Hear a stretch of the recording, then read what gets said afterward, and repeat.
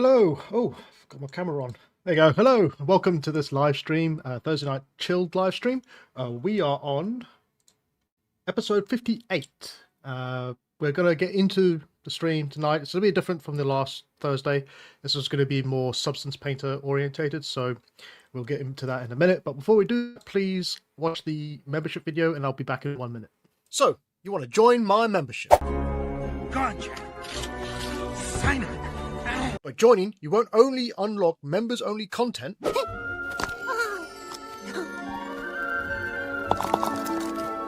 you'll also be supporting my channel and the growth of the community.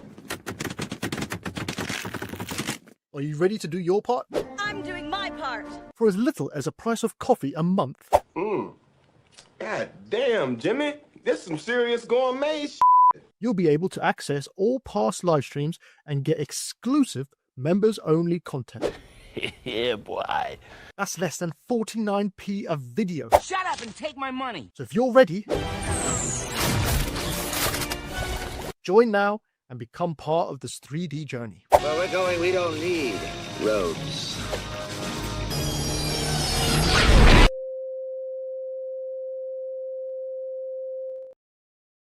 Alright, so as you saw there, you can become a member of the YouTube channel and you can unlock the tutorial style videos from the live streams on Monday.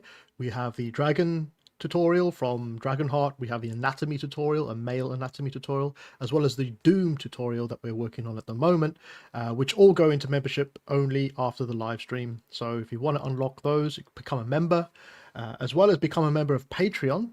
Tier 3, you'll be able to unlock the live streams as well as exclusive tutorials such as the ZBrush tutorial on how to sculpt the Velociraptor inside of ZBrush from beginning to end, as well as it's great for beginners and experienced artists, and that's a full tutorial with the project files as well.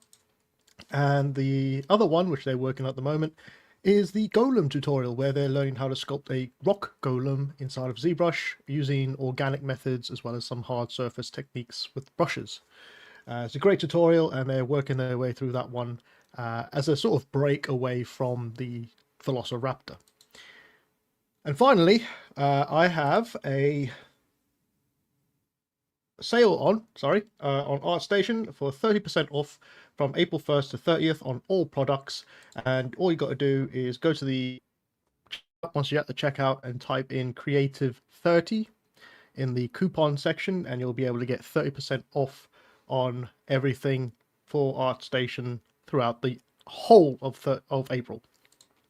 All right, cool.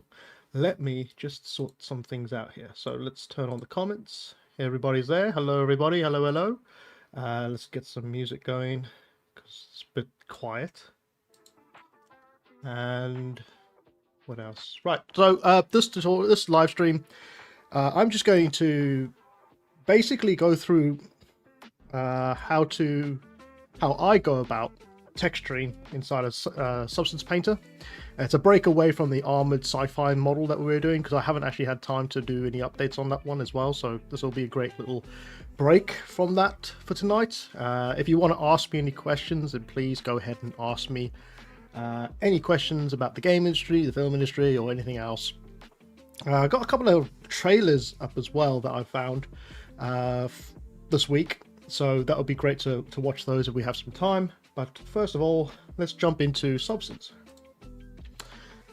Okay, so if you guys have been on my Discord, you'll probably see that I've done some practice baking using the creature that we're going to be using tonight inside Substance. But I wanted to start off by having a blank canvas because I want to show you how I set this up. So I'm using a Steam edition of Substance Painter, by the way, so that's 2025's version from Steam. Took me a long time to realize that you can get a perpetual license, by the way, for that. So yeah, we feel a bit of an idiot. So I'm going to go first of all, I'm going to go to new. In here I normally stick to PBR metallic rough test, which it was this one. Alpha test starter assets. It doesn't really matter with the template because you can change the template anyway later. Documents resolution, it's always good to start at 1496. Just sets the document to that. Normal map format, it's either DirectX or OpenGL. You get, the only difference is the green channel with the normal map. So if it is DirectX or if it's OpenGL instead of DirectX and you've been using DirectX, all you gotta do is flip the green channel and it'll be the right way up. I think Marmoset Toolbag uses OpenGL, so we'll use OpenGL for this one. All of this is fine. You don't have to worry about compute tangent space stuff. UV tile sets. Now, if you have multiple UV tile sets, then definitely use the UDIM system, which we're going to do. And even if you don't have multiple tile sets, just take the UDIM system anyway. It just helps. Because I think this is one of those sections where if you don't do it in this part of the setup, then you can't change it later. So just make sure that you turn on UV tile sets and preserve a UV tile set layout per material across all tiles. That should be fine. These ones at the bottom here, I don't normally touch any of that, so we'll just leave it at that. And the last thing to do is actually grab a file. So in the file section at the top here, go select, and I'm going to grab the low poly croc, and I'm just going to hit OK. Alright, so this is our crocodile. Now, this crocodile is not the perfect topology, but it's going to be good enough to just do some texturing with it, to be fair. The next thing I normally do is I set up the scene, because even though we've set up the project, we haven't set the scene up yet. So there's a few things I want to do. Usually I go into display settings, go to the environment alignment, and I'll turn to camera. This is just for the light, so if it's in world space and you rotate it to the left or the right, you can see that the light doesn't follow you. And when texturing, it's actually a pain in the ass to have to rotate the light every time you want to, you know, move it to the point where you're rotating around your model. So normally I just leave that to camera, and then I can just point it where I want it, and then it'll just be there the whole time. Or it should be there, otherwise not working there. Environment alignment, camera. Oh, is it the camera? That's odd. It should be following the light should be following. Odd. Maybe it is. Maybe I'm just being stupid.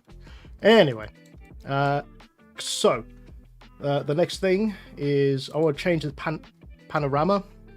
Now I know it might look like you want to use these really cool HDMIs and stuff, but you kind of want to stay clear of the top ones, I believe, because they can mess with the texturing later. So I normally stay away from those ones, and I'll just use the one at the very bottom, which is called the Studio White Umbrella, or the one above that, one before that one, which is a Studio White Soft. This just gives me an all-over clean sort of light source, right?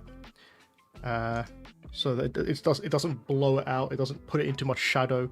If I just go back here and I'll show you one of the other ones. So if we choose this one, you can see it's in so much shadow, you don't know what's going on. These are pretty good for later on renders, but not for what we want.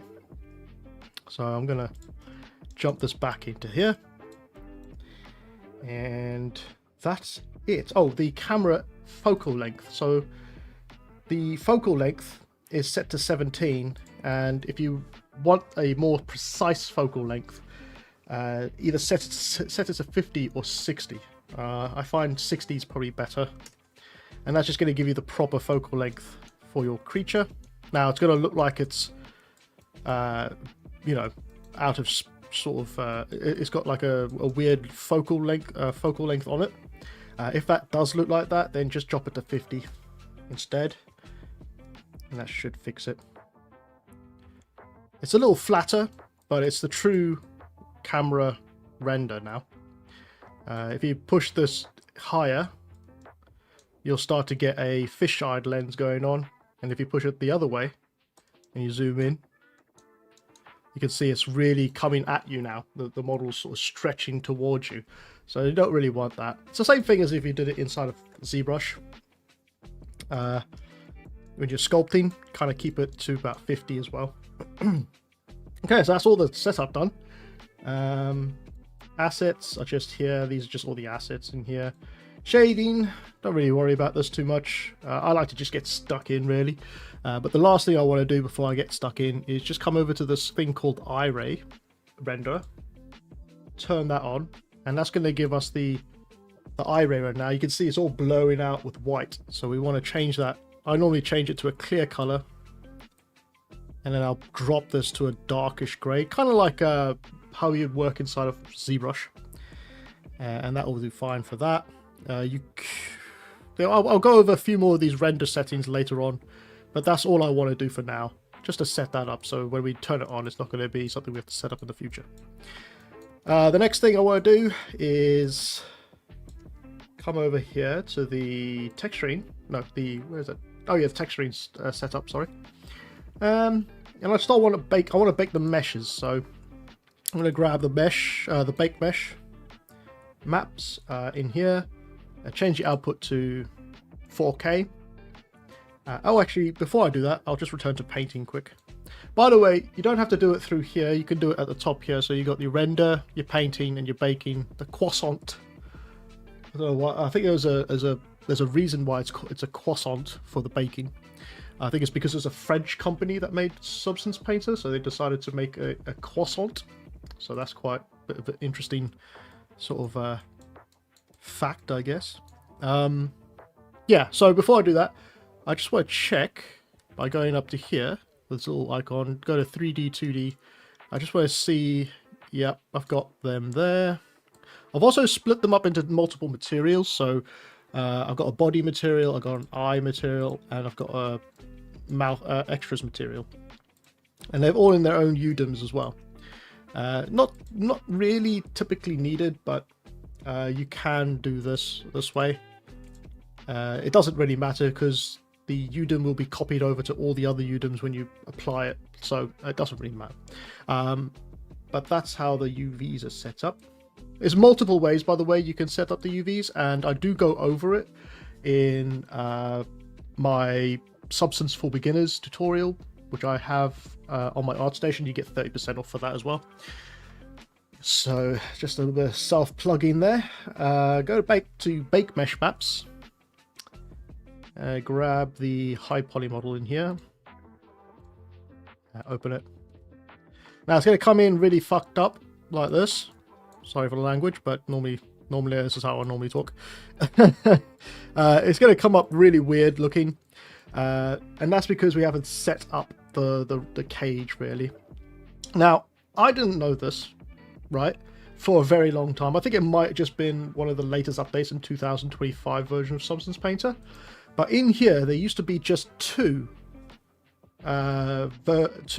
cages. One that was custom and the distance one.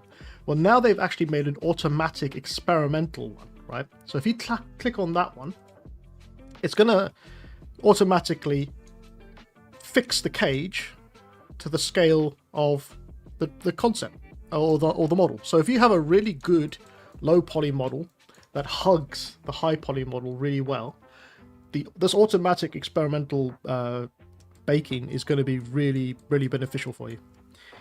In here, now I've got the high poly with the names.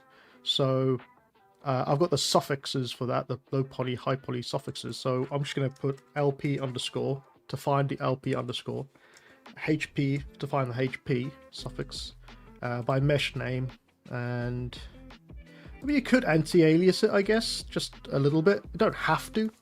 And I'm also going to turn on the height and bent normals.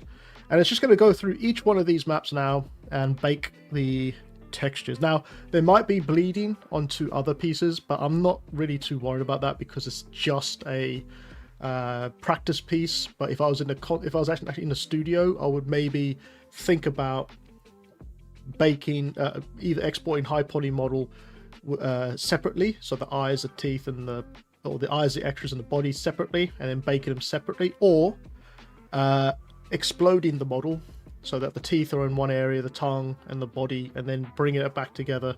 There's different ways. Like I said, I've got a tutorial on how to do that on my ArtStation website, so if you want to grab that, you can grab that. And now we're going to hit the bake selected textures and hope it doesn't crash. So fingers crossed. We'll just let that run. How's everybody doing, by the way? Is everybody having a good week so far? It's Easter holiday here in England, so we got 4 days off from Friday to Monday, which is always good. Alright, so that's done, and it didn't break anything, so that's good. So let's turn it on to return paint mode. And if you wanted to check, well, you can see that it's baked in everything pretty well. So the next thing to do is if you wanted to check, you could just come into these materials up here and check, or you can hit the C button, or sorry, not the C button, the M button, B button. There's so many buttons. B button on your keyboard and cycle through all the maps that you've baked out, basically. So that's the curvature, blah, blah, blah, blah. I'm not going to go over them too much. I do go over them, like I said, in my tutorial. All right, so now just going to make some room here on the right-hand side. We're going to start off with the body. And I'm going to show you how I work around Substance Painter, the way I make a base texture for it. It's always good to have a few renders or a few real life visuals of what you're trying to recreate, which I haven't done yet, so I'm just going to look it up on my screen down here. Okay, so I just got a bunch of crocodile pictures, but I'm going to leave it on the side so you don't have to worry about it. Actually, let's just going to check my ArtStation real quick. And second, shouldn't take too long. Where the hell are you? Oh, there you are. So this is what I had on my ArtStation, which is what we're actually trying to replicate, right? So you can see how we're going to have to break up the top and the bottom of this crocodile, and there's also some orange. I think what these were supposed to be subsurface scattering instead of orange, but I kind of like the orange on them, so I might just add them to the scales, like the top pieces or the ones that stick out, just to give it a bit of pizzazz, I guess. But I think we're going to go for a nice reproduction of this, right? Cake Stir. Oh wait, sorry, just got some new people in. So we got Antkit Verma says hi. Cake Stir is sorry he's late. I bet you are. Oh, Celestial says that she has Easter next weekend. Oh, that's interesting. Because it's our weekend, it's our Easter weekend this week. I think it is anyway. I don't know. To be honest with you, I didn't even realize I had 4 days off. So I was a bit surprised because I was just going to work those Mondays and Fridays. So that was weird. Anyway, back to this. First thing I like to do is, not everybody does this, but I do this. So I'll make a fill layer, and I'm doing this in a non-destructible way, right? So I'm going to make a fill layer, and I'm going to turn everything on in the fill layer. So I've got a color, height, rough, metal, normal, OP, which is opacity, and emissive. And I'm going to just put these to actually I'll put the roughness all the way to 1. The height I'll leave at 0. The reason I'm doing this is because if you don't do this and you start to use masking techniques, which is what we're going to do later, you'll get to the end and you'll see that there's like translucency between the materials, because you haven't got like a base texture with everything set to a sort of standard 0 phase of the material. So I like to keep this one as a base material. I'll normally won't even name these things because my microphone keeps getting in the way. So I won't normally name these things because there's so many that I use, but yeah, so you're going to see a very non-destructive but messy workflow, basically. So let me just make this a smaller. Can't make it too small. The problem with doing a live stream with Substance Painter like this, especially with the program that has so many displays that you need to sort of keep open, is that you get a very small window that you can actually work with. So it's going to be quite difficult. Let me just grab that and put that to the side so I can see it. All right, so that's the first layer. That's the first sort of what do you call it, base material. You can actually color code this, so I'll put it as a red so I know not to touch it. And I'm going to make a new material or fill, And this one will be, actually, you can, and I have done in the past, use a base material from Substance in here, or download one from the online store as a base, right? So that you can adjust things later. So if you wanted to, you could say use a skin material, but I mean scales aren't really skin material. I didn't do it for the dragon tutorial or the dragon model. By the way, if you want that long stream of the dragon that I did on my YouTube channel, you can actually buy the long form video from my ArtStation. So I didn't do it for that one, so I think I won't do it for this one either. So I'm going to do this basically from scratch. So first thing I want to do is get that sort of pale undercolor. So if you've ever, it's the same principle of ZBrush texturing, poly painting that I normally do, but you do it inside of Substance. So, you know, choose a color that's going to be the base color, and then start to layer it over the top is the sort of practice that I work with. So I'm going to fill in the color of a sort of undertone of the belly. Now, don't worry too much if it doesn't look right to begin with, because we can always change it later. And we're going to make a new fill. So we'll call this belly for now. This will be the top scales, or what should we call it? Top yeah, just call it top scales. Top side, there we are, top side. And then this one's going to be a darker color. Now I don't want to go full black. You never go full black when you're doing these creatures, right? Or when you're doing textures. You always want to stay away from full black as much as possible. I think my one has a hint of like a blue tone to it, so maybe we can keep that sort of grayish blue tone rather than like a real crocodile. And you don't really want to, make it too dark, right? So that's going to look quite nice. We'll just set that to as it is for now.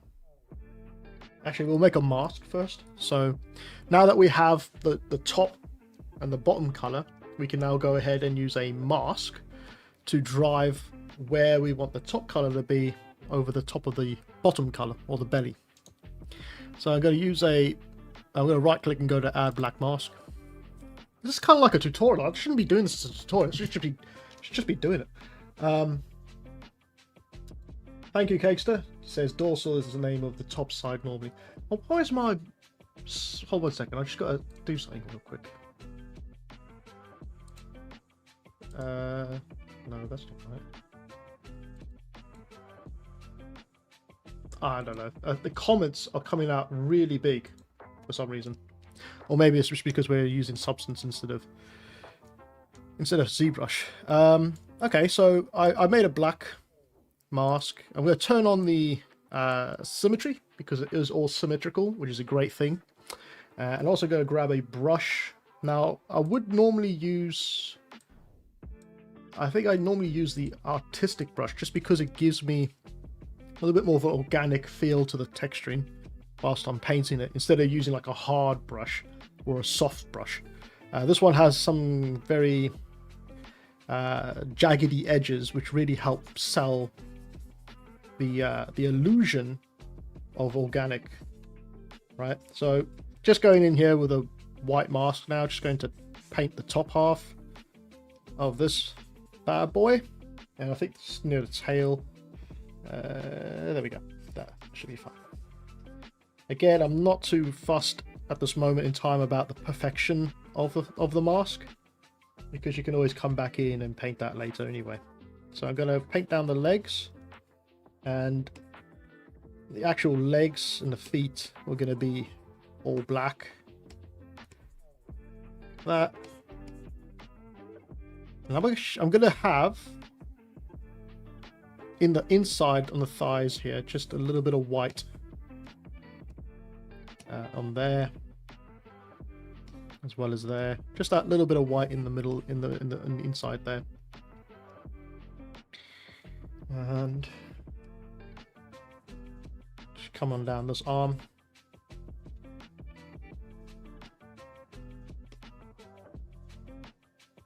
Now you could, if you wanted to, make the bottoms of them white. Let me just check my references. Crocodile hand. I don't think they are. Nah. No, they're not. But if you wanted to differentiate a bit more, then you could. If you wanted to make them a bit more dark, paler on the underside. But I think it looks better without them being too pale. And just leave a little bit of pale on the inside there. Okay. Another thing I like to do is I like to leave the reflective roughness maps, sorry, until a lot later, because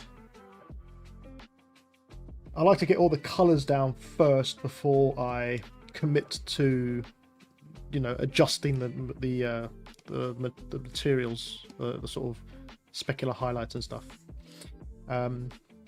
So Tomorrow says chill tutorial is cool. Yeah, it's a free as well, by the way. Should be charging.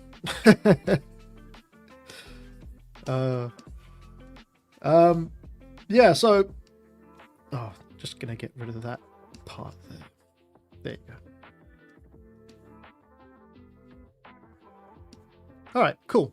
The extras and the eyes I'm going to leave until later because those are like really quick things, right? So once I have the two tones that I like on my sort of, what is this, a dinosaur? You could call it a dinosaur maybe. Once I have the two tones in and it's sort of roughly where I want them to be, I can then go ahead and do the next stage, which is, especially with a crocodile or something with scales like a dragon or dinosaur or whatever, you want to now go in along the edge of the two colors where the two colors meet and bleed them together, right? So using washes, sort of wash mode, which is sort of miniature painting terminology, to blend those two areas together. So best thing to do with that is to Control D, the top half, so the top material. So you have a duplicate. I'm going to make it white, the mask. I'm going to turn off the lower one for now. And in this top one, I'm just going to right click and add a fill. And then on the side here, my assets, I'm going to look for the curvature map that I baked out. So this one here.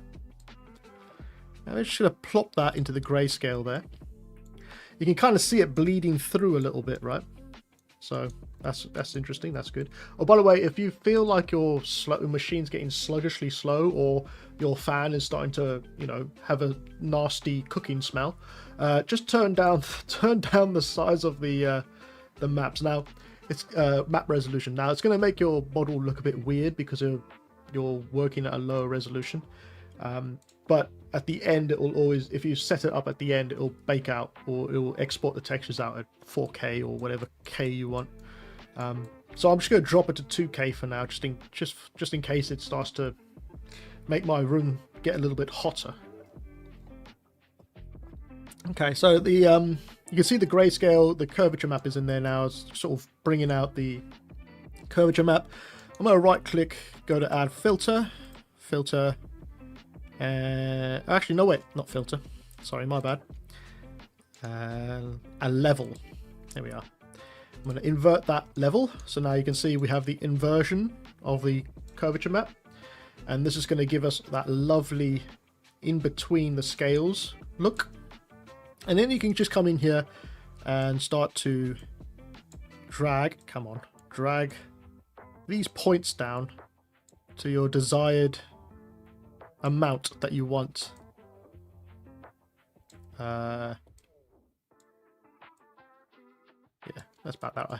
So you can get the desired amount that you want in those crevices, right? So if you look in here, you go to materials and you go to the mask, you can see this is how the mask looks now, but if we turn the levels off, that's how it used to look. And if we turn, actually that's how it used to look. So you can kind of see the mask by itself here. You can really like pull these points in to exactly how you want it, right? Like this. And then go back to material. So you only get those lines in there, but I just want to bleed it out a little bit. Because if you go like this, right, and you push these 2 points too close to each other, you'll start to get pixelation in these areas. Now, it's not a massive issue. You could just come in, right click, add a filter, and go blur. And then just bring down the blur a little bit. But it's going to... might want to just type it in, actually. 0.1. 0.3? No, 0.3 is too much. You're looking at about 0.2 or 0.15. But again, it's not great, that one. I think we had it better when we pulled this one a little further back and this one a little further this way.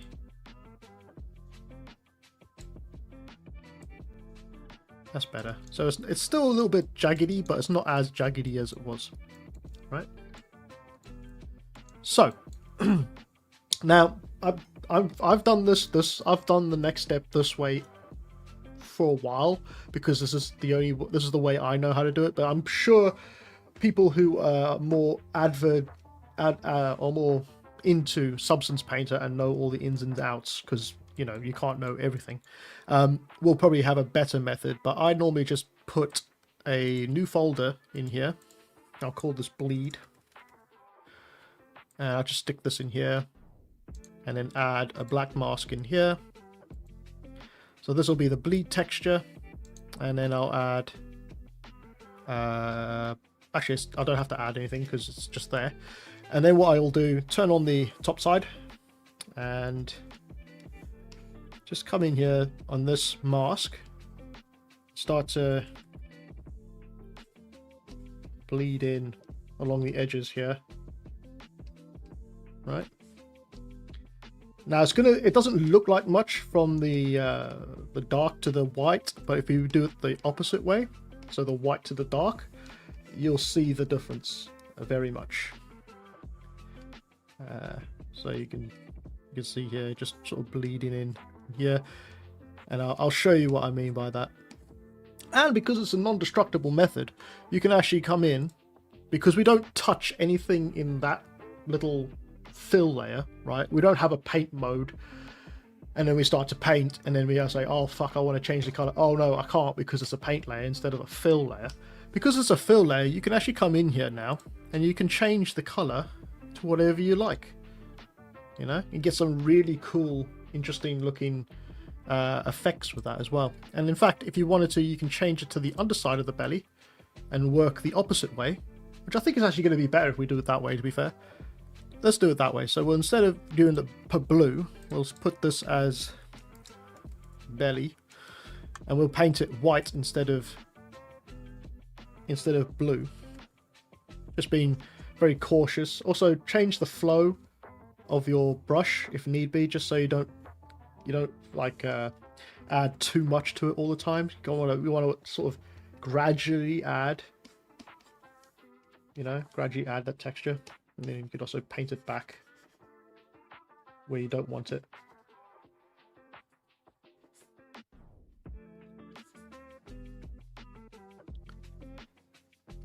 Okay, so I'm just gonna quickly do this because I'm weary about the time.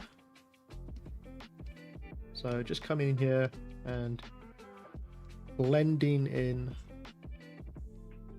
some of these areas. You see the great thing about this is it makes it look like it's also got dry skin on the in-betweens,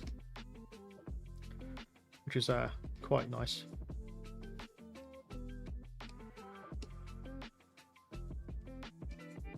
Some places I've pushed too hard. So I just need to push it back. Peel it back a bit.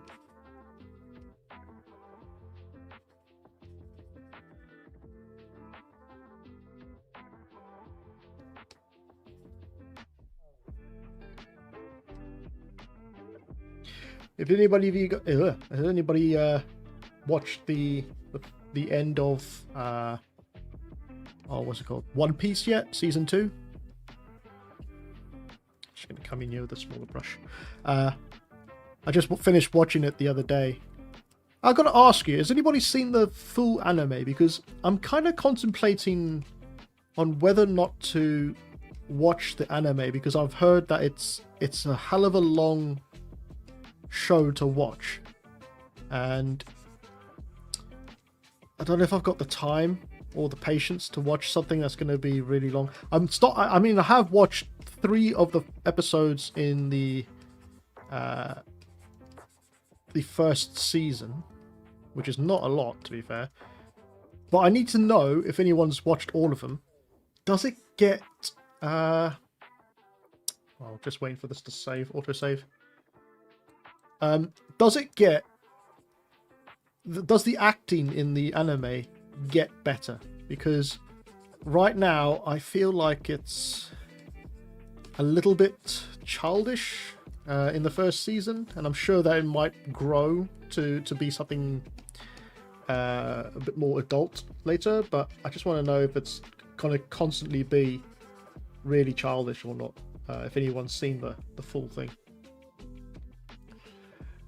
Casey says, never watched it. I'm watching Supernatural at the moment. Fair enough. Yeah, that's another thing I haven't had a chance to look into either. It's the Supernatural stuff. Is that the one with the 2 brothers, isn't it? That sort of fight. It's kind of like Buffy, but with the brothers. They fight demons. Or they're trying to find their dad. I can't remember the full story. Okay, so we have now got the first bleed. Yeah, let's just say it's the first bleed we've done. Celestial says I could watch the One Piece anime. Yeah, it's a slog, I'll tell you. Alright, so we got the first piece done, and the next thing to do is, what I want to do is actually I want to duplicate the top side again, put this over the top. No, wait, leave that underneath. Yeah, and I want to change the color of this one to a slightly darker, right? Add a black mask. Okay, so slightly darker black mask. Turn up the flow a little bit. So I'm just gonna, I want to make another sort of hue to just the top part, right? See that? It kind of, it's another, it's like what do you call it? It's, what's that? Dry brushing, I guess, or adding a new layer to the, another color to the top part. There is a way to do dry brushing techniques in here, by the way. It's quite interesting. It's a lot of this is actually done using masking techniques. So you drive the textures through mask instead of painting it directly on like I'm doing right now. So yeah, just gonna quickly adjust these parts. Whoa. 1 second, I've got some people are saying things here. Ilias says, I read manga this Sunday will be the first episode of season 2 of anime after what? 1055 episodes. But the animation is much better than the... I'm only on episode 3? Oh. Master Splinter says, I have watched a fair amount of the anime. It is long, it is very entertaining so far, and I think I'm in 4+ seasons in. Oh god. Aren't they like over yeah. Oh. You're not selling it to me, guys. You're not selling this show to me very well. I don't think I have time to watch 1,000 episodes.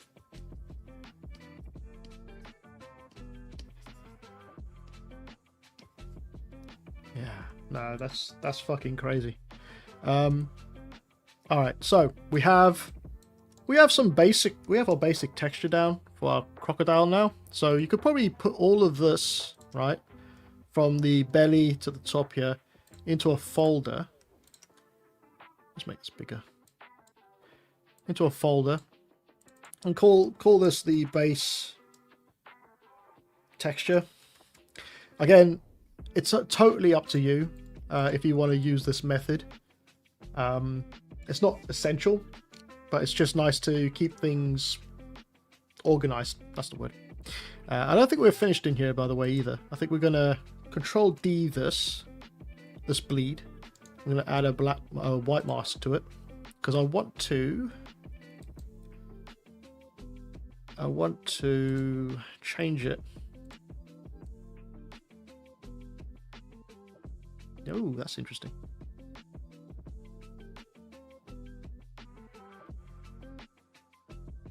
That's quite nice. Okay, let's do that. Let's leave it that one. By the way, you don't have to keep it at 100% all the time, by the way. You can change the opacity in here as well, so you get less of an effect on it. I kind of like this look though. It's kind of it's giving it like a cavity, paint in the cavities type feel, which is very much. It feels very much like League of Legends sort of texturing at the moment, which is quite nice. I quite like it. Yeah, it's giving that ink wash. That's the ink wash type feel that I was talking about. You know, we might just change the level slightly so that it's a little bit more. It's a little different to the one before. You turn this on and off, you can kind of see got like a little bit of an ink wash now going in the crevices, which is nice. Let's leave it at that. So I'm going to make a new folder in here. I'm going to call this body extras. And in here, I'm going to add a fill. Again, using fills because fills are easier to use and what do you call it? Non-destructible sort of workflow. The tongue is normally a sort of pinkish tone, isn't it? Depending on what kind of pink you want to go for. And on the inside of the mouth, so whoops. I hate it when that does that. Right, so we got the inside of the mouth here. I'm going to add a black mask. And instead of painting this time, I'm just going to use the the selection brush on the left hand side here, the polygon fill. And you can see on the right hand side down here you got 4 options. You can either fill it, select each triangle, select each polygon, or select the mesh, or select from the UVs. Now if we select the polygon, right, and we have it to 100, we're going to have 1 polygon filled in. I don't know if you can see that. It's just there, right? That little bugger there. That's not going to work for us because it's going to take too long. So I'm going to do mesh because I know that the tongue is a separate mesh to the body, and that will just fill in the whole of that tongue for us. Now for the actual interior of the mouth, I'm going to come to the 3D 2D view. And I'm just going to check, is the interior of the mouth separate? Yes, it is. But again, because it's a practice piece, it's not going to be perfectly cut out, right? But it can get us partly the way there.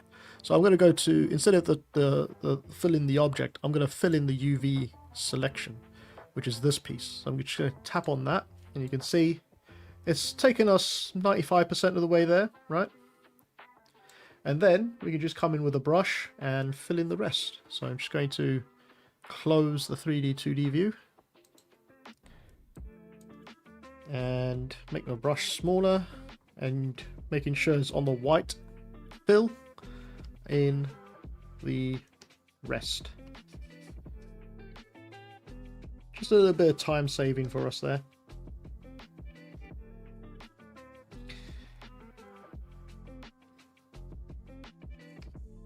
Okay. Of course, we can also sort of bleed it out with the mask, just very lightly brush over to bleed it out. And there you are. So you've got the interior of the mouth done.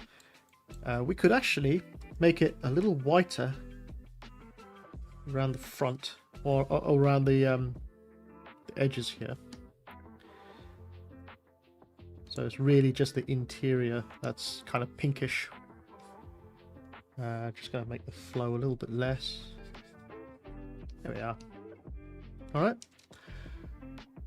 Okay, so it says, how long does it roughly take you to texture a model using Substance? Not a production model, but a general model like this one. If I was just working by myself, not explaining how I do things, and you know, just stuck YouTube on in the background, I think the dragon was 1 hour 20 and the demon was about 2 hours, I think. The dragon one was easier because I knew what I wanted, but the demon one was a bit more difficult because I was trying things out. I'm still, you know, when you're doing this sort of thing, you kind of trying things out all the time, so you constantly trying to adjust stuff and whatnot. But if you have like a piece that is really close to what you want and you can just copy it directly, it's a lot faster. Celestial says, I didn't know about that used ID mask. Oh yeah, yeah. It's been in there for a while, I think, this thing. So, oh, and you can also use, you can also go into ZBrush, paint specific areas, and use an ID map, which is down here. You can just see on the left hand side, it's called an ID map. This one's been made through baking, but you can actually import one that's got different color zones for your model and use that instead. That's more useful if you have a model that's got a lot of pieces, like a hard surface mech or something like that, which has got loads of panels and pieces like that. Then you'll have like an ID color map, and you can just pick and choose the ID color map, the pieces you want, metal, rubber, you know, certain colors or whatever. So that's when that's really useful. But when it's something like organic, I feel the ID map's not that useful, to be fair. Okay, so there's something I like to do as well. I've just recently kind of found this out, right? So bear with me. But I like to make another fill layer, and then under make a new mask, new fill. Make a new masking layer, which is add a white mask. By the way, when I'm doing this, I'm just right clicking and adding things. So make a new mask layer in here, and then make a new fill layer in that mask layer. And in that grayscale, if we go back to the assets and we scroll down to the height map, which should be somewhere around here, the one we baked. Just give me 1 second. I'll go for all the other maps. Here it is. So if you go to this height map body, now it's going to look like there's nothing in there. I'm hoping there is something there because normally there would be something in there, but I found with the dragon there was a couple of points that sort of blew out when I was doing the baking, and then that affected the height map, so the height map wouldn't work. But I didn't see any points blow out on this one, so I'm going to use this one. Go to grayscale, and I'm just going to isolate that mask. Right now, you might think there's nothing in there, and you might be right, because I haven't actually tested this yet, and there might not be anything in there. So we're going to add an add level. Now I'm going to pull this down, pull this. There seems to be something there, which is good. You can just about see something in here, right? Now, normally I would bake a height map out from ZBrush, because those height maps are way better, displacement maps, really. This one's not that great. What I wanted to do, I can't do with this which was to add extra detail to the bake. But what I can do, instead of using this map, if I just delete this level, I go back to that curvature map that I created, which is, where is it? Is it? There it is. Grab that one and stick that in the grayscale instead, and then add another level. Add level. And I'm going to pull this down and pull this up. But I want to kind of, I want to get a bit more of like that look, right? So I want certain areas to be white and certain areas to be black. You're going to see in a minute why I'm doing this. So let's say that's what I like. I'm then going to go and add a filter, which will be the blur from before. And in this filter, I'm just going to pull the blur down a little bit. So that that's getting rid of the hard sort of transition, right? So it's got a little bit of a transition between them all. And you can kind of see now it looks a lot more like the displacement map that you would get out of ZBrush. And then using that, I'm going to go back to the material. So go back to the material. I'm going to turn off the color and I turn on the height map.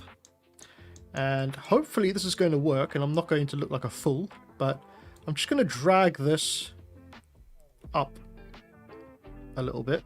And you can kind of see it's giving a little bit more depth to everything.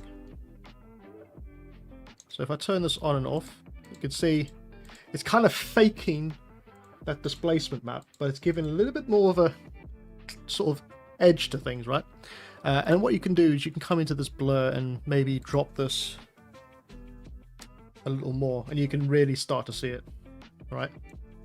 So if I drop that to 0.1, you can definitely see it. But if I take this to 0.14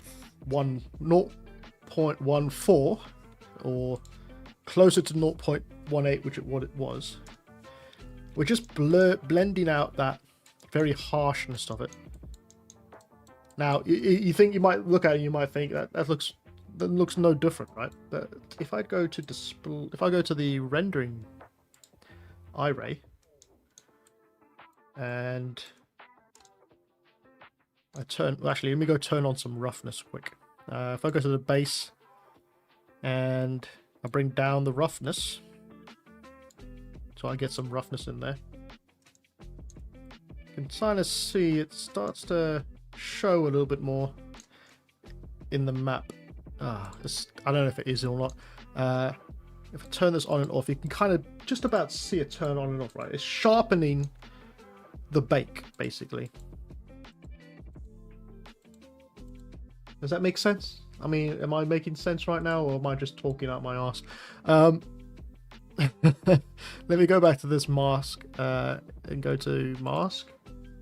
Let me just, instead of having it like this as well, you can also come to add another filter, HS, what was it, high pass. What the high pass?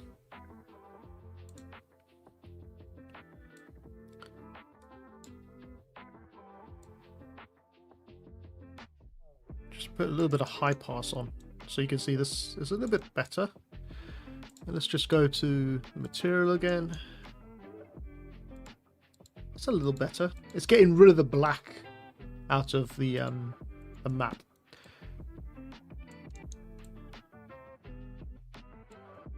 You know?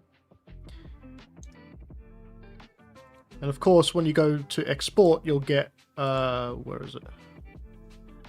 You'll get this added to your normals and your height map. So that's your height map, and then your normals. Where's that normals? Normals and height mesh. So you'll get this exported, which is a lot stronger of a normal map. So just a little bit of a interesting thing that I found. If you turn this on and off, you can see the difference between the baked version and then the baked version with an extra layer of that height that we just created. So I'll call this height. map. And you can actually stick this at the bottom with the base if you want. It doesn't have to be up the top there. And we can also color this one red. There we are. So you know not to touch that one. Alright. Let's see, we've got some questions here. Kixer says, I didn't even know that level thing was even an option. How have I textured without this? Are you guys actually working on your own ones, or are you just watching me and follow, or are you following along? That's what I want to know. By the way, if you wanted to follow along to this live stream, you could do it. You just have to set up the text, the UVs and stuff from the model that I have online. I'm selling on my ArtStation. You can buy this model and do that. I might even just add this model with a low poly, high poly model to that version on my ArtStation, so you guys can download it and then follow along as well with this sort of live stream tutorial. AO says, MLW, this is my first time here. Well, Antonio? I'm going to call you Antonio. It's first time here, and I wanted to say that your video tutorials on poly painting helped me improve my ZBrush skills. Thank you so much. Well, thank you very much for that kind words. Kexler says, just spat out my drink when you said, am I making sense or am I talking out? Sorry. All right, cool. So let me just go to the base real quick. I'm going to turn down this again. Oh, no, don't want that. We want full white. All right, cool. Where was I? What was I going to do next? I can't remember. Okay, so Cakester is just watching at the moment. That's cool. Celestials, I'm painting my pink unicorn in Substance Paint. Oh, that's cool. That'd be interesting to see. I'd like to see that on the Discord later when you've done it. What am I going to do next? Let's do some. I'm looking at the other crocodiles on here. Let's do something with. Yeah, let's do something with the masking techniques again. So next thing I do is add a new fill again. Just using fills because they really are useful. Coming over to assets, I'm going to add a black mask. Actually, I'm going to add a white mask. Never use a black mask straight away. And I'm going to add a fill in there, and in that grey scale, I'm going to come over to the left-hand side here, my assets, and under masks. Is it this one? Yes, this one. I'm going to try and find something that's speckly, like a speckled hen, speckled pigeon. Something really speckly. I think that was from Blackadder, wasn't it? Blackadder was 4th. Yeah, I've been today. I've been watching. I watched something on YouTube about trench warfare in World War I. I know, a bit fucking random, right? But very interesting. Like, the way the World War I was fought was just brutal. That's the one war I think I would stay clear of if I had to go back in time. Actually, I'd like to sit and watch on like a chair, you know, from a distance, but not get hurt in World War I, so that I can see everything happening, because I think that would just be something to behold, you know. But anyway, apart from that, let me just grab. I think I want this one. Let me try this one out. That's cool. So you can see where the white is where the texture is going to be, you know. Search says I'll make sure to show it when it's done. That's great. Fumister says, any portfolio reviews today? No, sorry, portfolio reviews are for the last Thursday of the month, so it'll be at the end of this April. We'll do another portfolio review. Sorry, mate. But if you put it into the what's it called? Discord channel. I don't know if that's working. If anyone else can help them. If you put it into a Discord channel, or just keep it until the end of the month, and I'll be able to look at it. Session says, can I ask off-topic question? If recruiter starts following you and likes your works, does it mean you can DM them and get a job? I mean, it doesn't hurt to ask, I guess. I've had multiple recruiters follow me, but I've never really contacted them. I think they're just sort of canvassing when they do that. They're trying to find people. But if the idea is you want to have a job, then there's no problem direct messaging them.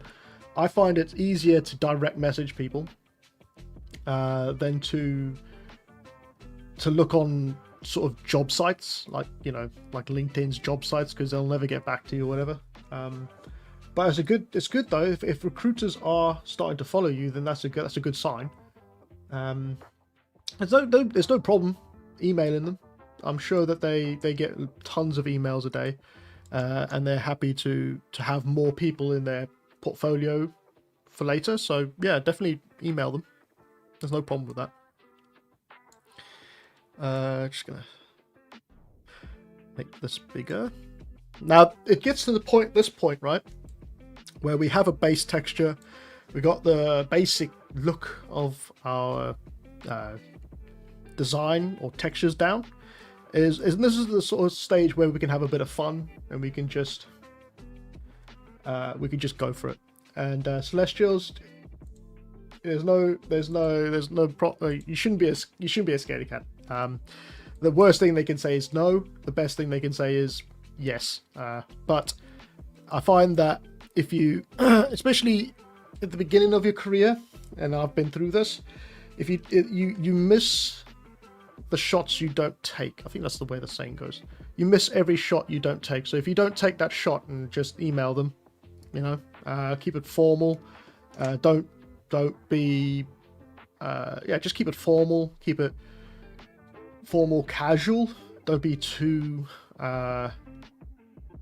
impatient and sort of grabby, because I know in the industry of film particularly, there is something they call a blacklist, and that's for people who email too often. So it's not a problem to email them once, but don't go emailing them every week asking, because they will put you on a blacklist of people. So if you're going to email them with a short email saying thanks for following me.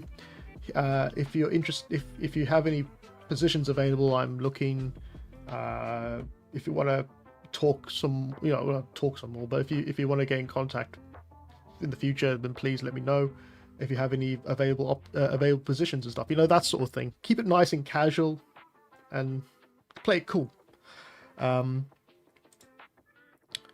But yeah, there is such a thing as a blacklist in the industry, and that is it's not a great list to be on. So it's weird, isn't it? Because it's like, I never really got it myself. Like, you want the best talent, and the talent that's out there, but you don't want to grab them. You want them to not beg. You want them to contact you, but you don't want them to contact you too often, even though they have great work in their portfolio and they're a good fit. But you don't want them to be needy. I don't know how the industry bloody works like that. I don't know, guys. It's all messed up, I guess, for the industry. That's quite a nice one, actually.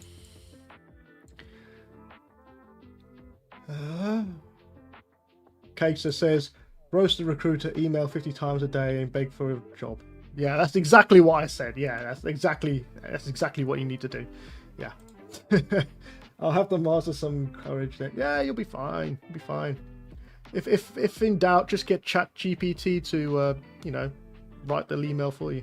Don't do that, by the way. Don't let ChatGPT write an email for you, because they will run it through ChatGPT to make sure that it's not AI made. So don't do that. Tile amount. I think I'm gonna keep that. as it is. Yeah, let's do that. And then going to drop it. Yep. And then add a filter. I'm gonna blur it because I want it to be kind of patchy, you know. That's the kind of thing I'm going for, like a patchy look to it. It's more organic in a way. And then we can just make a new folder called this pattern. Now again, you don't have to, if you know how to do this and not add a new folder every time, then that's you know, perfectly good. Do it that way. I just do it this way because this is the way I learned how to do it. I'm sure there's a different way that's a lot easier. And then I'm just going to come in with that same brush that I had before and just roughly paint in just along the dark patches as well. It doesn't have to be along the lighter patch underneath, just along the dark parts. Break it up a bit.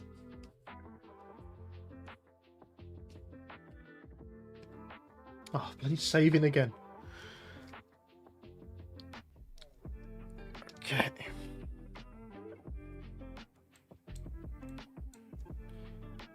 Okay, got that down.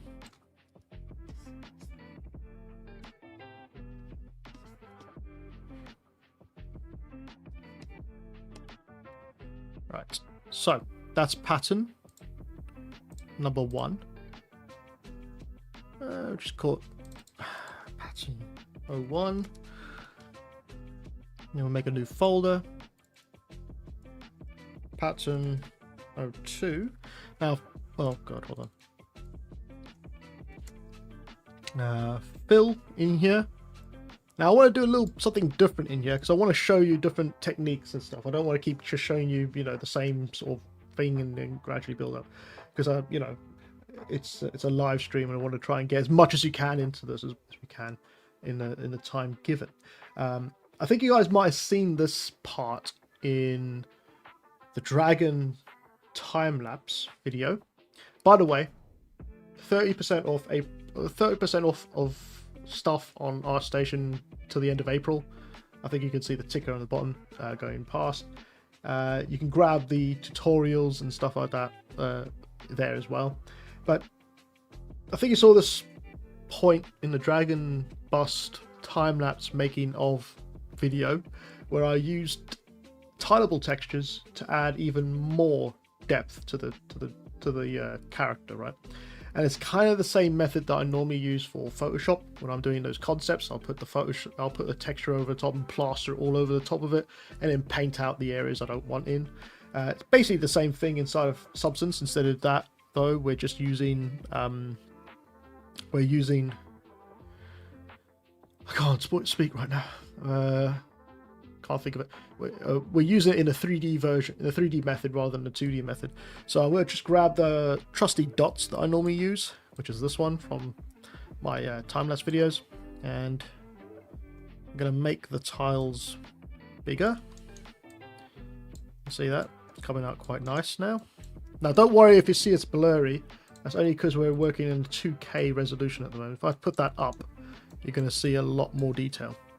And in fact, let's just turn this pattern off and just see how it looks in 4K. It's not too bad. Okay, so trusty texture. Now you can either do a tileable, the projection as a UV projection, or you can do it as a triplanar projection, and you'll have a bit more control over the distribution of it under the 3D projection settings. And here you can offset it, scale it, rotate it individually. So you can rotate the the Y axes individually, the Z axes individually. You can go to town and just try this out, but because this is a texture that is so random anyway, it's not going to be a massive issue if you use it as a UV projection like that, right? Because it's so randomized anyway. Katie says, how did you get the iRay render to not show background environment? Okay, so in the iRay render, just jump in here real quick. there's a thing called clear color. Just oh, hold on, let me just turn off the hide the comment. So if you scroll down to here under the dome, you can have clear color. If you turn that off, then you'll see the HDMI in the background. If you turn that back on, you can see it disappears. I'm going to just turn off iRay for now because it's slowing my machine down like you can't believe. So I'll just keep that off for now. I'll jump into that later though. Once I got this done. Okay, so now we have the texture on here. You can see it's still got the color all over it. I'll just turn this to 2K as well. Still got the color all over it, and I don't really want the color, so I'm going to come over to the fill layer, and instead of making a mask to begin with, I'm going to come in here and add a filter under the fill layer. And in this filter, I'm going to add the HSL perspective.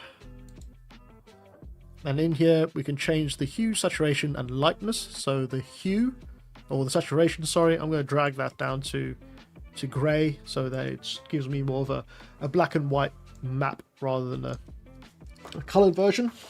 And then that's all I'm going to do for that one. And then up here in the layer section under the blending mode, I'm going to come in and try out the soft light, and also under pattern number 2, pass through. There we are.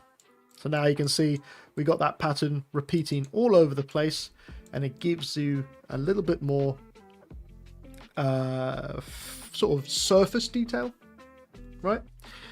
And what we can do now is under the fill layer, right click, add a filter, and add a little bit of blur to it. Oops, too much blur. Again, too much blur. Just want to add a little bit of blur to it so it's not so harsh. Like that. And you could also maybe bring down the intensity or the layer opacity so it's just barely visible.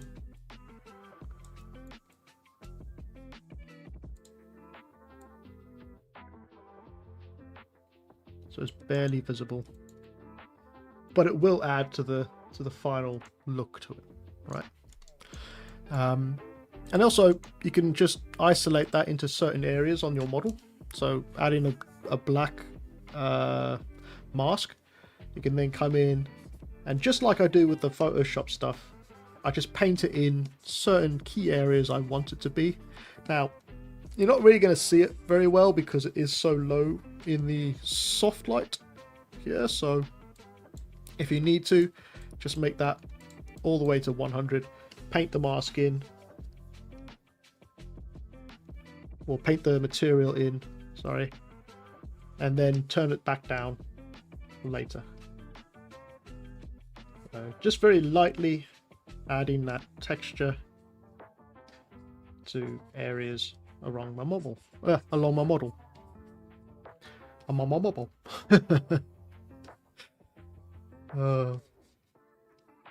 What do you guys think of the what's it called? He-Man trailer. The latest He-Man trailer that came out. I'm interested to know what you guys thought about that.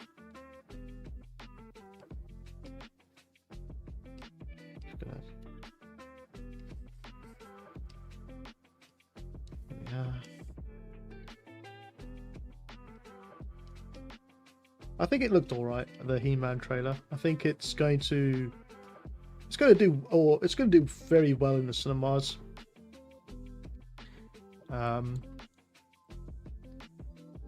Just add some in here as well. Okay, and then what I'll do is I'll just turn down the soft light a little bit. Again, if you want to see the actual look at 4K, you can probably see it a little bit better on the surface, just a little bit on the surface there. And you can also play around with these. You can have it on screen. You can have an overlay. Overlay is quite nice. You can see how it sort of overlays on the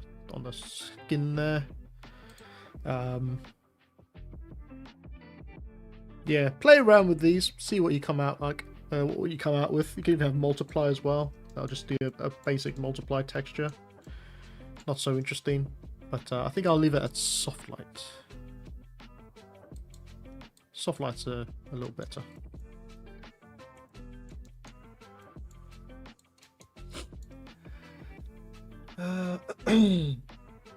Okay, so it says, does the texture you're using come with substance? No, it doesn't. I had to find those on Google, Google Images, and load them in, unfortunately. I'm thinking of actually making a massive file folder to add to my ArtStation marketplace with just loads of tileable textures and stuff that I normally use, so that other people can download them. But I haven't looked into it just yet. Celestial says she's looking forward to the He-Man movie. Yeah, I really like the story of He-Man. The sort of creation of him. I think I've mentioned it before on this channel or in a live stream. Hold on, scales. Right. About how they made He-Man with Netflix, the Netflix series, how they made He-Man, which is it's very interesting. 1 second, just going to add a black mask.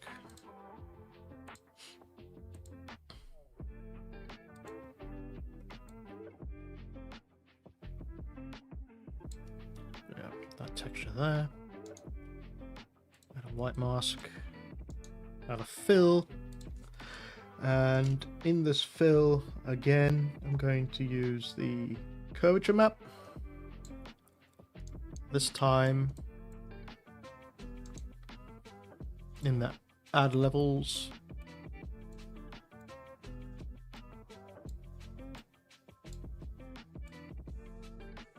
I'm going to make sure that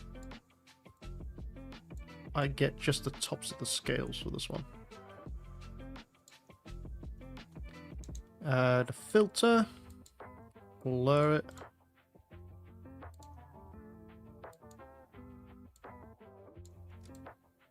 There we are. Black mask.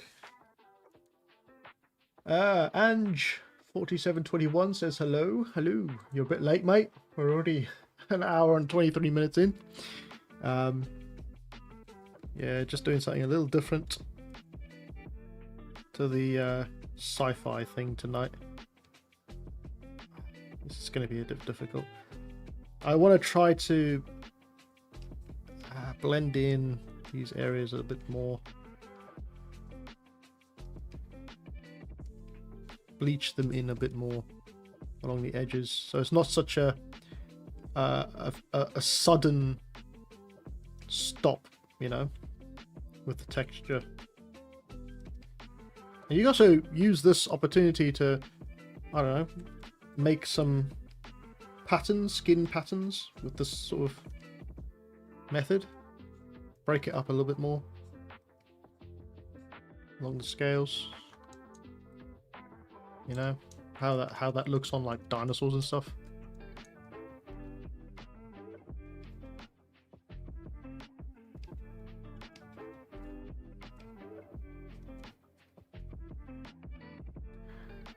So I said, yeah, I watched some of the making of the He-Man stuff after you said. It was cool. It took me right back to when I was 5 and got Castle Grayskull for Christmas.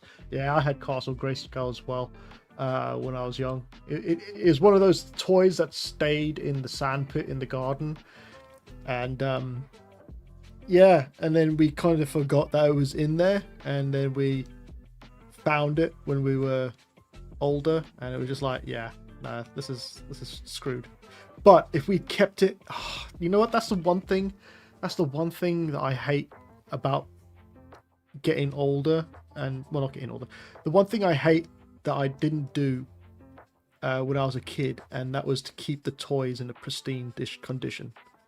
The amount of money you can sell those toys for now, if it's in good nick, it's it's disgusting.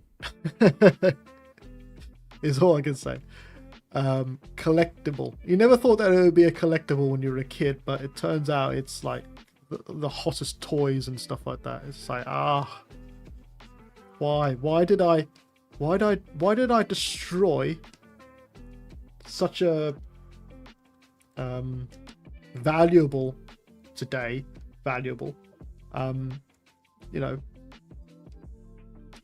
item. Ridiculous.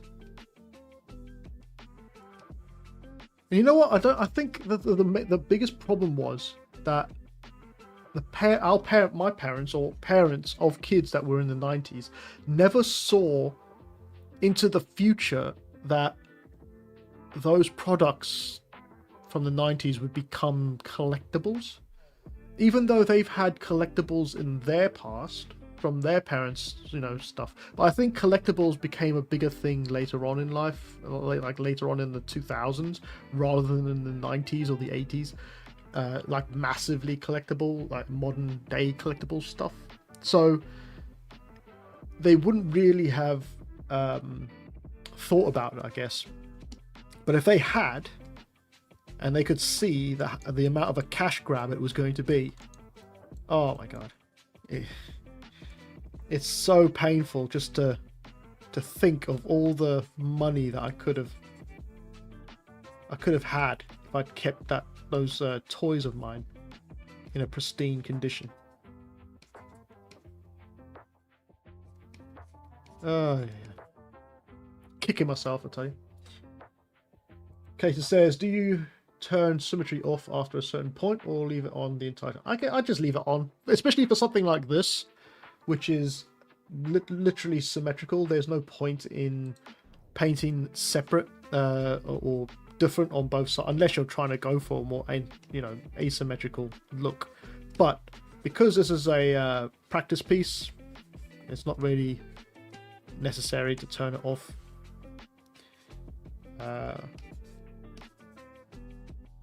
Yeah, I'll just leave it on. It's also a little bit of laziness, I guess you could say. But you know, it's a live stream, and I don't really want to be doing both sides in the amount of time that I have to do it. So I'm just gonna leave it off.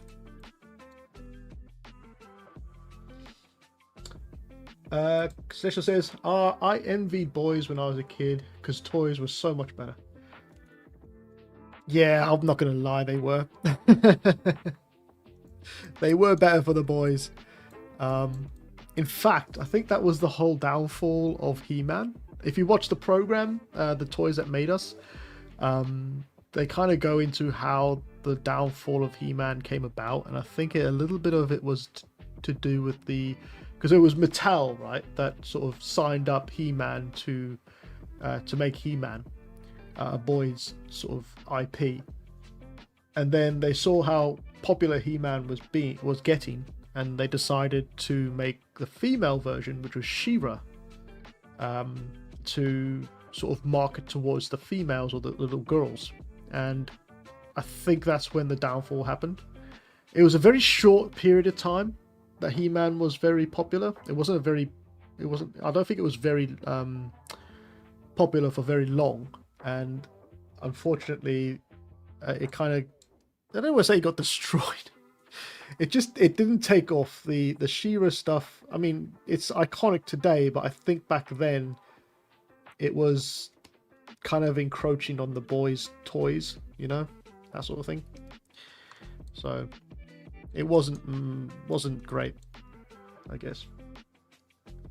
Casey says, I used to collect football cards when I was younger. Football cards? I collected Spider-Man cards, and I also collected the first Mortal Kombat cards that came out when the film came out.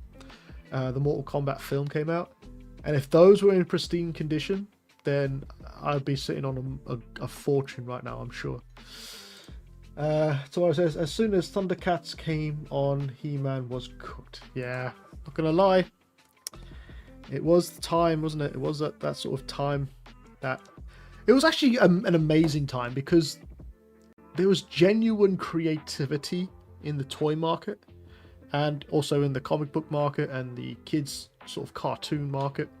So you get all those amazing sort of IPs that came out of the 90s and the 80s. Which, yeah, I'm sure there's a lot of people that envy that, to be fair, that time. Just check something quick. What's the time? Alright, 1:31. Splinter says, seriously, those would be worth a pretty penny. I know, but I lost them, and I kind of got destroyed. Actually, the worst thing I did was fold a Charizard shiny card, Pokemon shiny card. I think I folded it in half. Yeah, I'm gonna kick myself for that. I'm gonna kick myself so badly.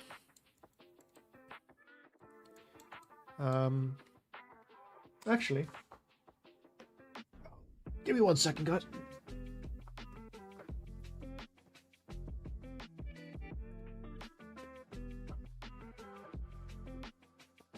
Yeah. Check it out. I've even got the Spider-Man stuff here. So this is not mine alone. This is also my brother as well. We used to collect them. We got a couple of cool looking cards in here. Some of them have signatures as well, which is pretty cool. Yeah. But look, just the look of these, right? They just look so cool.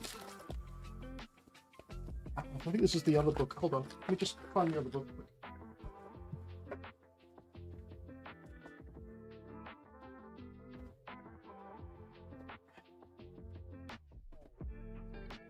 I think this is the one.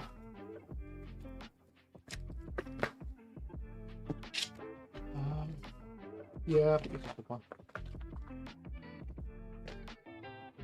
A bunch of shinies in here from the Spider-Man days. They're pretty. I think that one is worth a bit, and that one there is worth a bit as well. These ones are pretty. I think these ones are the rare ones. They're holographic ones, or hologram ones. And then you've got these ones here that are see-through, the see-through versions, so you can see through them. Those are very rare. Then I've also got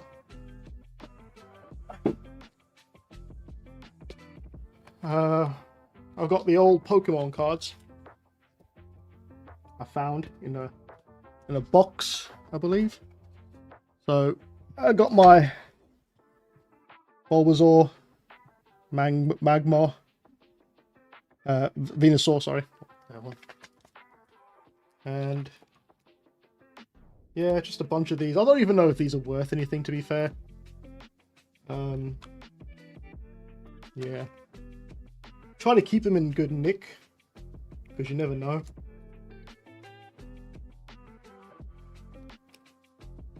Let me know if you find any that are very rare. You probably know there's more than me. But even got the Pogs. Some of the Pogs in there. Oh, there's a bunch of these, buddy. These are. Yeah. I think the Spider-Man ones are more what do you call it? Valuable. That's the word. Extras. Let's go to the extras. The extras are the teeth and the claws. I think for these ones, I'm just going to very quickly add a fill.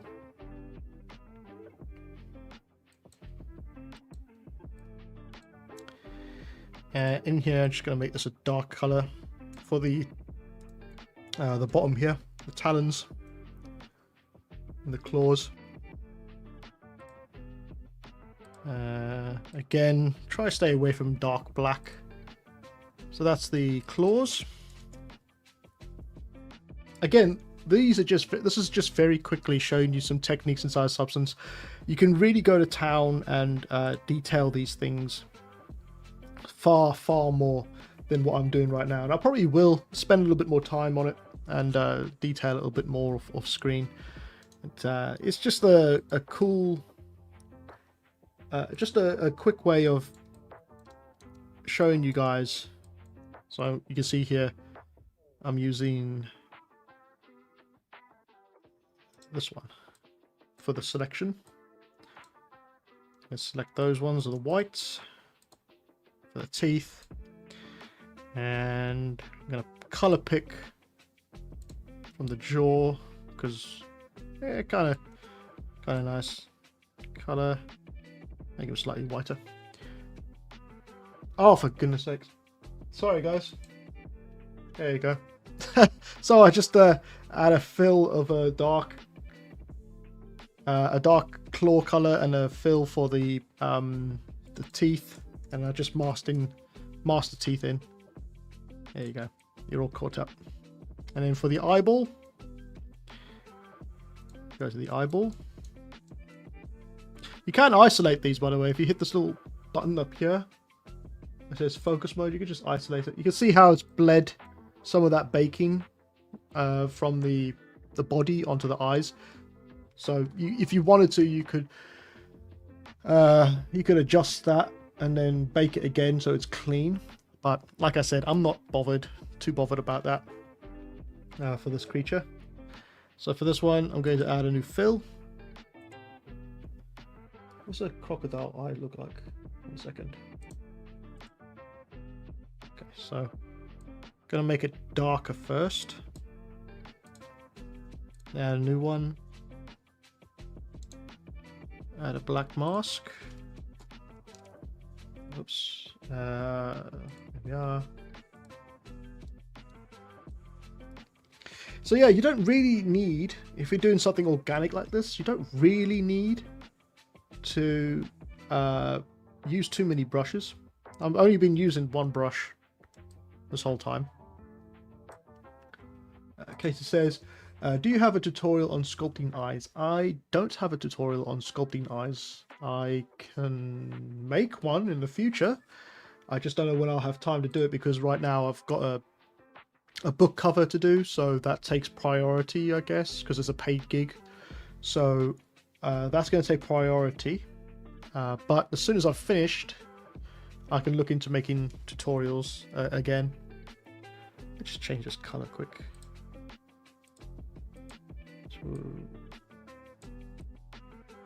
Orangey. Add a black mask. Around the rim.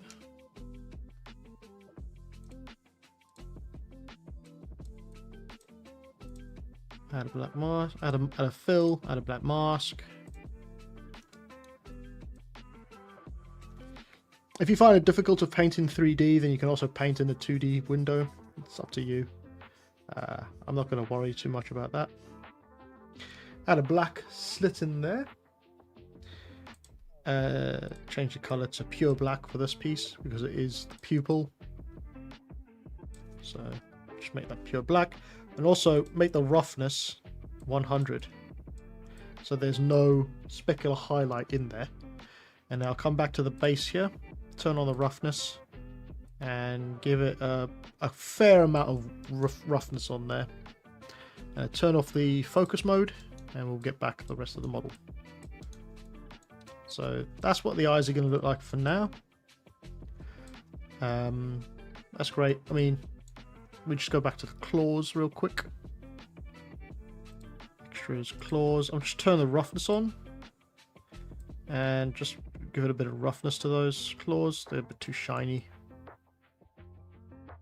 And I'll do the same thing for the teeth. A bit too shiny. All right.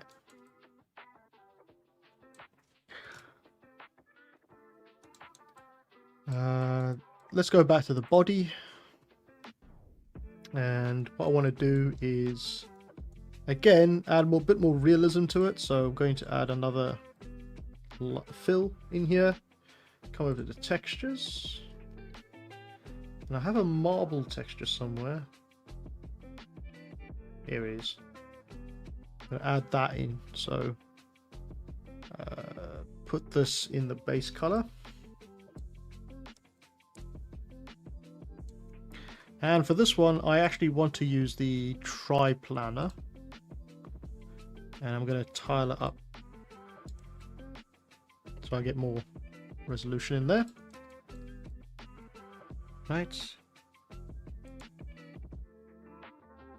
Overlay it. See, this is the kind of techniques you'll use for oh, what was it called?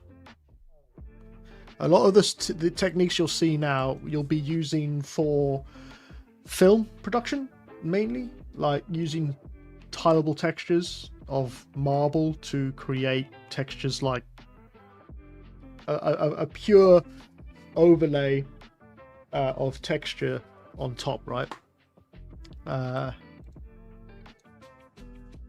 Like you can see here, it gives that surface detail that you're looking for. You can just sort of tone it down a little bit, maybe. And if you want, you can change the HSL. So go to add filter, HSL, and let's change the hue.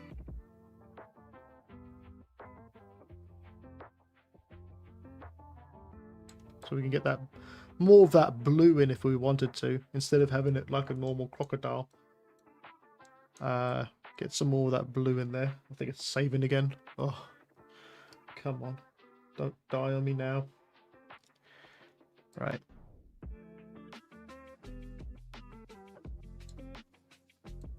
We might just turn the saturation down a little bit. You can turn the lightness up a little bit as well. And then we can add another filter. Add a blur. Now, I'm not going to blur it out too much. Just about 0.1, sorry. Just because I don't want that hard edge along the texture. I just want a nice feel to it like that.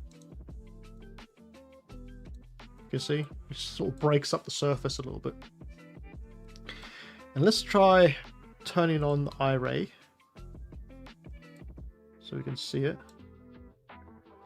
And in eye ray we can turn on a different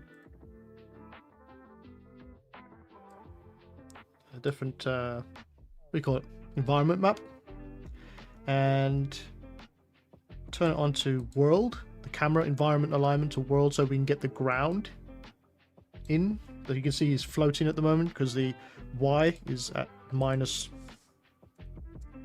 100. So let's just bring the ground back. There we are. Sort of sit them on the ground, and it does actually make a massive difference using the ground with and without the ground, because you can see how the light, the shadows are fuller with the ground on, because it's, you know, it's not bouncing around too much. So it's a great way to just quickly look at your textures. Now, obviously, we need to go back in and go to the base material and turn the roughness from 1. Let's just bring this down. All right. So it's less matte.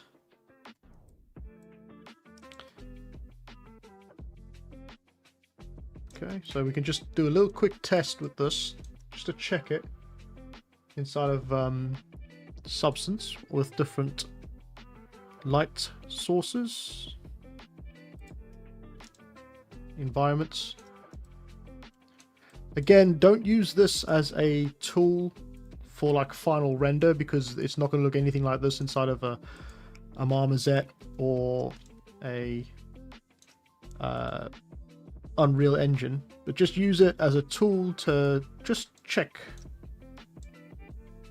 your materials working with some sort of real-time rendering, basically. Okay, I'm just going to turn the roughness back to 1 for now, because I just want to focus on textures. And in the display, just make sure you turn it back to camera rotation with the light, so that it's rotating with the camera. Right, so that was that texture. Let me add fill. Oh god, 1 second. Let's add the fill in here. Call this edge.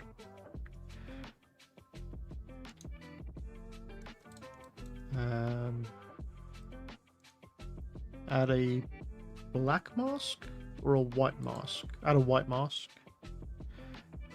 In this white mask, add a fill. And in here, again, go to your assets.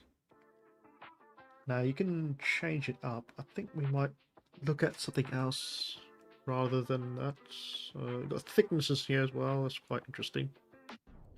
Try the thickness map. I'm just going to change the color of it because I can't really tell what's going on. So let's change the color of it. And then under add a level. Invert it.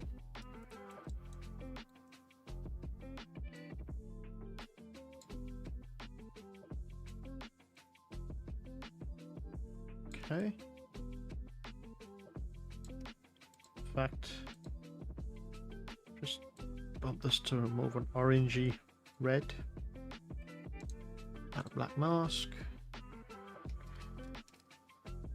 Oh, paintbrush.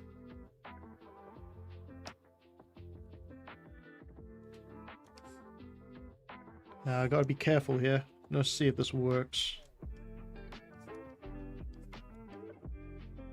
Just wanna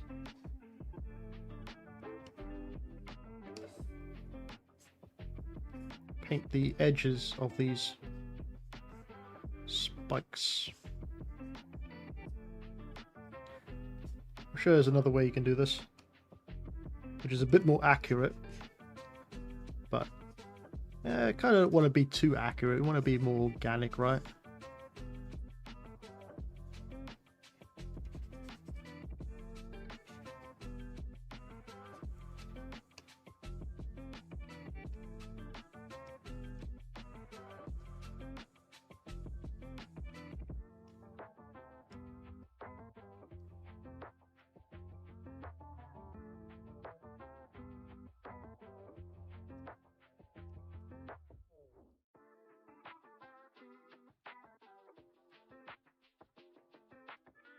Okay.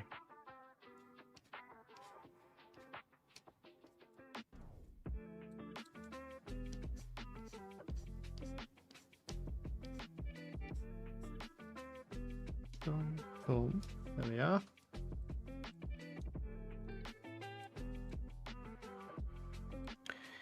Let's do an overlay and pass through.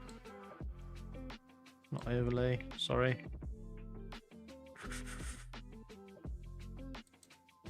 Not vivid light. What a tint. Ah, it's not tint, is it? Color? Ooh, color works quite nice. It's kind of subtle. What about screen? Yeah, screen looks pretty good. Just bring it down a bit. Also going to bring that texture we just added down a little bit as well. It's a bit domineering on the character. Right, let's check that.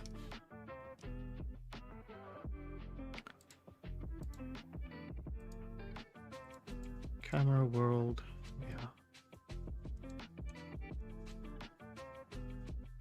That's not too bad.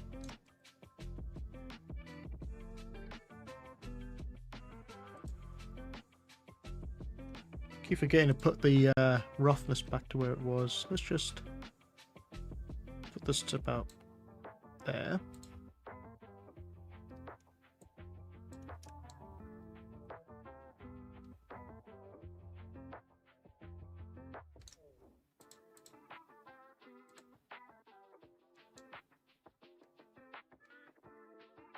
It's coming along quite nicely.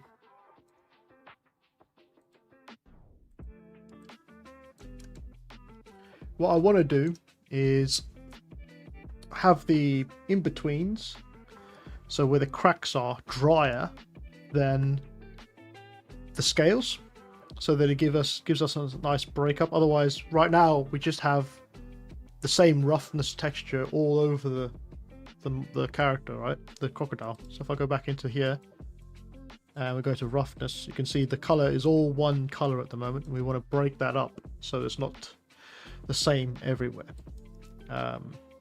So what I can do is, again, make a new folder, and we'll call this roughness. Add a fill, add a white mask, add a filter, not add a filter, add a fill, and again go back to the it's a lot of heavy lifting coming from the curvature map, to be fair. And by the way, you can import other maps from ZBrush if you want to export different types of maps from ZBrush, like the displacement map and stuff. You can export them and bring them in here for masking techniques, even in creating masks inside of ZBrush and exporting them as a texture map and then bringing them in here for masking text or textures. You can do that inside of ZBrush as well. Add a level.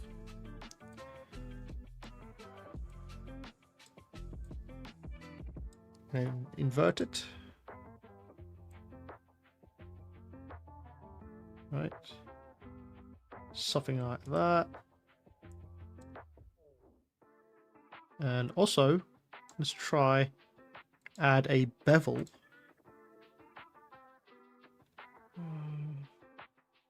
Yeah. Try adding a bevel.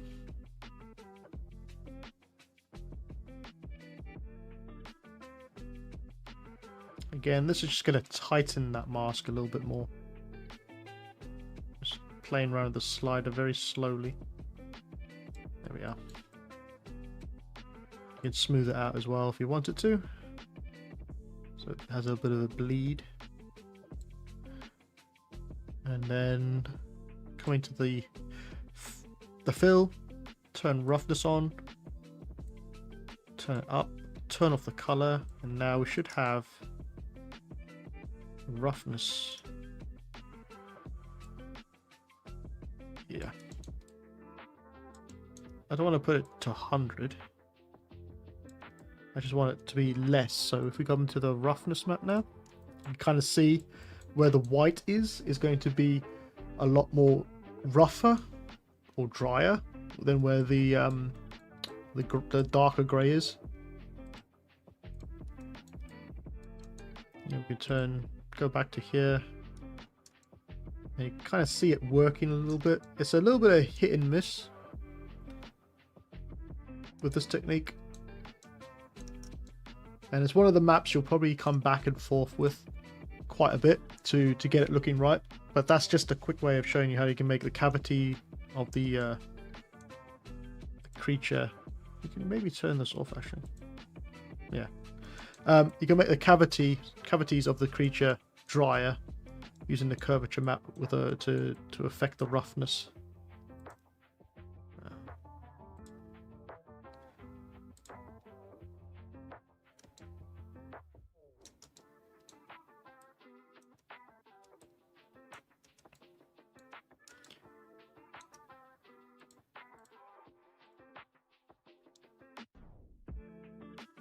It's not coming out too badly.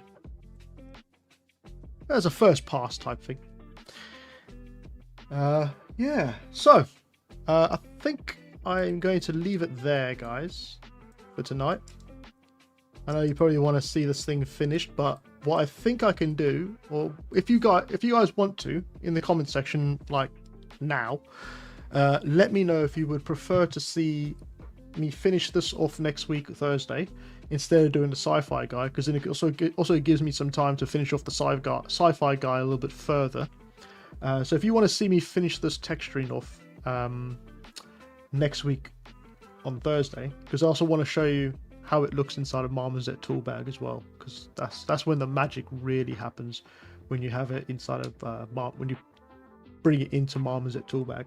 So if you want to see the rest of this texturing next week, and we'll do a bit more, go in a bit more in depth into the texturing and get it really ready for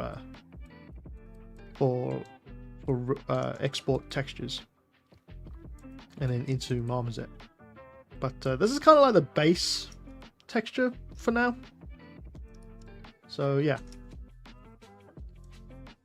it works pretty nicely, and you can see from just a few layers that we created in here, we can get, well, I say a few, there's quite a few, but with, you know, a reasonable amount of textures that we got in here, or passes, and it's all non-destructible, so you can go in, you can change colors. So let's say the edges, I don't want them red, I want them white, or I want them a blue hue. You can see how quickly you can change things.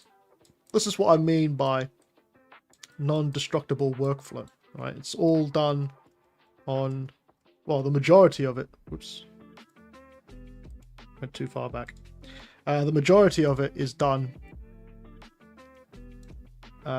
using fill layers, which are easier to change the color of and change the properties of.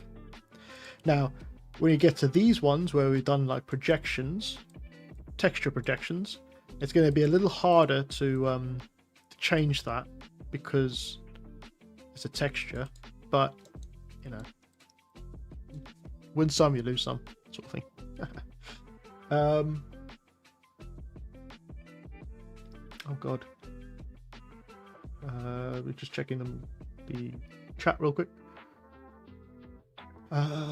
Celestial says, finish this next week, please. Okay, that's one. Clayton says, I would prefer if you would work on this one next week. Okay, well, that's two. So that's 2 out of 8 people that's in here right now. So I'm going to take that as a win.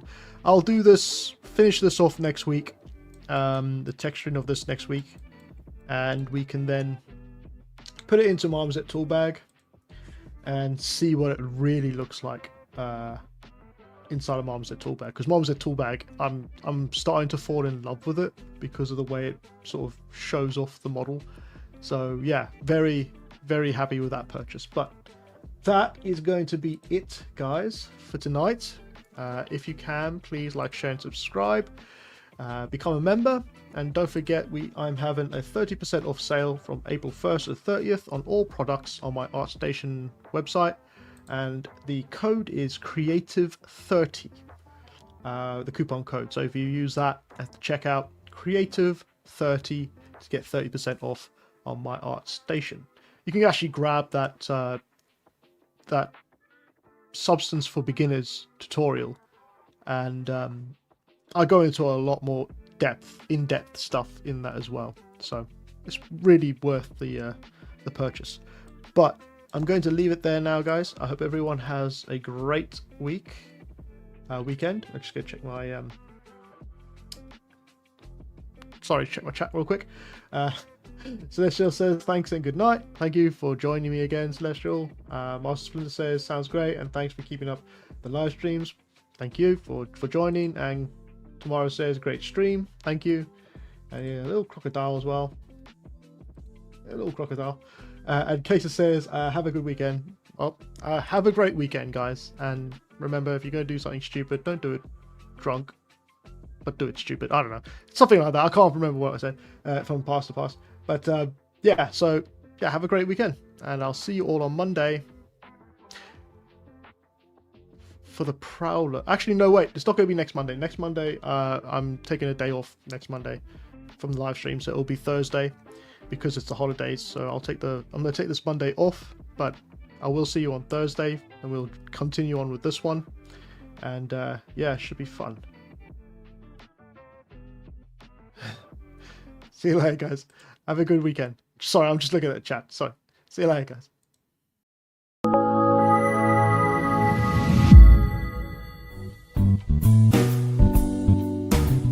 Thanks for watching. If you're interested in more exclusive content and want to support my work further, then please check out my Patreon page at MLW_creative for more. Also, view past live streams you might have missed. and Tier 3 tutorial support, where I will be archiving future streams moving forward. If you are interested in other full-length tutorials, brushes, and models, then check out my online stores for more useful content. I would also like to thank all my subscribers and patrons for supporting me for this long. Again, thanks for watching and stay safe.